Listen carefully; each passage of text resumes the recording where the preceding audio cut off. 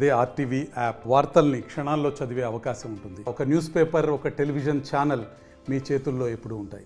2019లో YCP party రాష్ట్రంలో అధికారంకి వచ్చిన తర్వాత పలాస నియోజకవర్గంలో సామాన్య కార్యకర్త నుండి ఆ నియోజకవర్గానికి ప్రాతినిధ్యం వచ్చినటువంటి గౌతు శిరీష్ను మానసికంగా హింసించినటువంటి ఈ నేపథ్యంలో తొలి జాబితాలో టికెట్ రాకపోయినా తుది జాబితాలో టికెట్ వచ్చినటువంటి గౌతు శిరీష ప్రస్తుతం అంతా ఉన్నారు.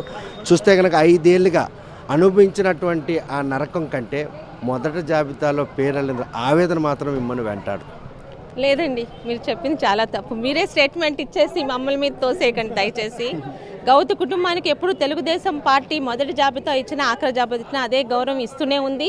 ఇప్పుడు ఇచ్చింది, భవిష్యత్తులో కూడా ఇస్తుంది. ఆ నమ్మకం ఎప్పుడూ ఉంది. 5 ఏళ్ళుగా ప్రతిపక్షంతో అలుపెరగని పోరాటం చేసిన ఆమె ముందు వరుసలో ఉంటుంది. ఆమె పేరును ప్రతి ఒక్కరూ ముందు వినాలన్నట్టు ఆకాంక్ష పడ్డారు. కానీ ఆ రోజు వారి ఆవేదన మాత్రం ప్రతి ఒక్కరి కళ్ళల్లో చూశాను, నేను ప్రత్యక్షంగా ఉన్నాను. ఈరోజు మీరు ఆ ఆవేదన పరిగణాలు తీసుకుని టికెట్ వచ్చింది, గెలుపు తీసుక మీ ప్రయత్నాన్ని చేస్తున్నట్టు ప్రయత్నం ఆవేదన అయితే చెందలేదు. మొదటి లిస్టులో ఎందుకు రాలేదు అని ఆలోచనలో పడ్డారు తప్పితే ఏ కార్యకర్త కానీ మా పార్టీ పెద్దలు కానీ నా వెనకాల నా ముందు నడిపిస్తున్న ఆయన కానీ ఆవేదన అయితే చెందలేదు. ఎందుకు రాలేదు నాకు ఆలోచనలో పడ్డారు. బట్ వాళ్ళు అనుకున్నట్టే తెలుగుదేశం పార్టీ చంద్రబాబు నాయుడు గారు గౌతు కుటుంబాన్ని మొదటి నుంచి పార్టీలు మారకుండా ఎటువంటి తన మీద ఒక్క చిన్న తప్పులు కూడా లేకుండా ముందుకెళ్ళిన శివాజీ గారి కుటుంబానికి ఎప్పుడూ ఆ గౌరవం ఇస్తూనే వచ్చారు. అలాగే కూడా అనుకునే విధంగా ఇప్పుడు కూడా టికెట్ ఇచ్చారు. అయితే ఈ 5 సంవత్సరాల అప్పలరాజు గారు కానీ ఆయన సోషల్ మీడియా కానీ వాళ్ళ వెనకాల ఉన్న పార్టీ కానీ నా మీద చేసిన ఇబ్బందులు కానీ దాడులు కానీ నేను తట్టుకున్నానంటే కారణం నా పార్టీ కార్యకర్తలు, నా పార్టీ పెద్దలు. ఒక ఆడపిల్లైనా నీ వెనకాల మేము ఉన్నామన్నారు, నీ మీద నాకు నమ్మకం ఉందని నా మీద నాకు నమ్మకాన్ని కలిగించారు. ఈరోజు అదే నమ్మకంతో చంద్రబాబు నాయుడు గారు కూడా టికెట్ ఇచ్చారు. అప్పలరాజు గారు చేసిన ఈ 5 సంవత్సరాల హెరాస్మెంట్ నన్ను ఒక విధంగా చాలా బలంగా మార్చింది.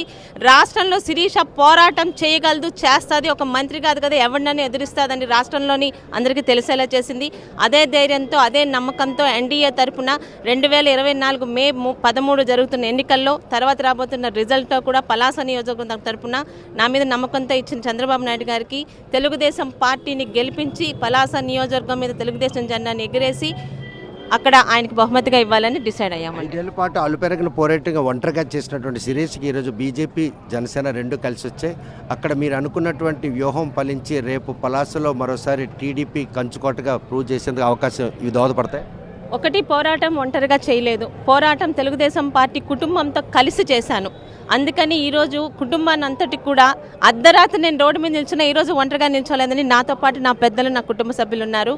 ఈరోజు ఒక జగన్ అనే ఒక నరకాసురుణ్ణి, రాష్ట్రాన్ని నాశనం చేసిన వాడిని 3 ఫ్యాన్లు రెక్కలు విరిచి తిరిగి వెనక్కి పంపించడానికి ఈరోజు మరి చంద్రబాబు నాయుడు గారితో పాటు ఇటు మోడీ గారు, పవన్ కళ్యాణ్ గారు కలిసి రావడం అనేది మాకు ఇంకా బోనస్ లాంటిదే. ఈరోజు ఆ బోనస్తో ఖచ్చితంగా ఈరోజు అందరం, మీరు మేము అని కాదు, మనం అనే పదంతో అందరం కలిసి ఖచ్చితంగా పలాసలోని రాష్ట్రంలోని శ్రీకాకుళం జిల్లాలో ఫ్యాన్ రెక్కలైతే ఇరగొట్టడం ఖాయం. చూస్తే కనుక ప్రస్తుతం 5 ఏళ్ల పాటు అలుపెరగిన పోరాటం చేసినటువంటి ఆమె మాత్రం ఆయన టికెట్ ఆలస్యంగా వచ్చిందన్నటువంటి ఆవేదన కంటే ఎందుకు అలా సమయానికి రాలేదన్నటువంటి ఒక దిగులు మాత్రం అంటే, కాకపోతే నాయకులందరూ కూడాను ఈరోజు తన వెంట ఉన్నారు. ఈరోజు జనసేన, బీజేపీ కూటమి కూడా ఈరోజు తన గెలుపుకు దోహదపడుతుందని ఆమె సంతృప్తి వ్యక్తం చేస్తున్నారు. రేపు రానున్న 2024 ఎన్నికల్లో పలాసతో పాటు జిల్లాలో ఫ్యాన్ హవాను పూర్తిగా 3 రెక్కలు విరిచేసి రాష్ట్రానిలో కూటమి గెలుపుకు మాత్రం తనంతగా తాను కృషి చేస్తానని శిరీష్ స్పష్టం చేస్తున్నారు. వీడియో జర్నలిస్ట్ రామకృష్ణతో సత్యం, ఆర్టీవీ శ్రీకాకుళం. మరిన్ని వీడియోస్ కోసం ఛానల్ ని సబ్స్క్రైబ్ చేయండి. లేటెస్ట్ అప్డేట్స్ కోసం వాట్సాప్ ఛానల్ ని ఫాలో చేయండి. అండ్ లింక్ డిస్క్రిప్షన్ లో ఉంది.